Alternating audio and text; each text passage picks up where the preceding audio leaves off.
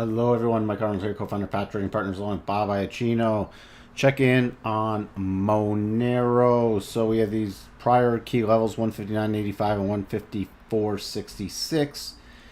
Finally holding above this 159.85, then dipping down to 154.66, which gave us a pausing bar. So that means we could update those levels to that pausing bar. It was also a nice little correction on the 1 hour, which we've talked about multiple times. Give us the next major area, 147. And you see we spiked just below it. I've already updated the retracements. That's why these blue lines are here. That's not a level we had on our chart before. That's just the retracement levels. But we had the 147.73, and then we ran back up, pausing at the 12.5% retracement, pulling back nicely. So now what we're going to be watching for is it to get above the rotation zone, pull back and catch on it and move higher. Now the next moves up we're watching for, key resistance is 168.78, where the declining 50 is. Let me also move these other levels out of the way, just in case the sell-off isn't over. I'm just going to update the major levels for everybody so we're all on the same page, and you can update all these, and we'll look at those in the daily chart. So as I just said, major level 168.72. Now if we switch over to that daily, we look at where we ran up to today. That's really nice. The 8 EMA just above that 12.5% retracement level, so that's like key resistance. And if we get through that and then that 178 level, watch for a return to about 184 to 185. There were some prior dip buyers there, declining 21 and 25% retracement from the sell-off. Now, if we do not hold here and we rotate back down, 138.21, major cluster 129.50 to 130.50, and then 113.08 next key levels down. Checking in on Ripple. So next minor level at this 58.40.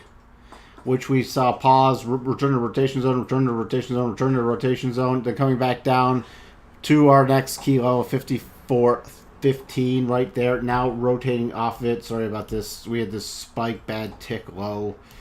We come just above our next key level. Now we're getting above the rotation zone, and we might get the first cross. So watch for a key pullback to about 59.18.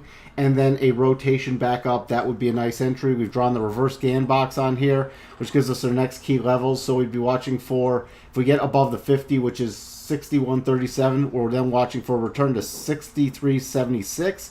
Then we have a cluster area about 64.61 to 64.93. Very key that you're not going to want to ignore. Then the 66.10 level. Let me move this out of the way.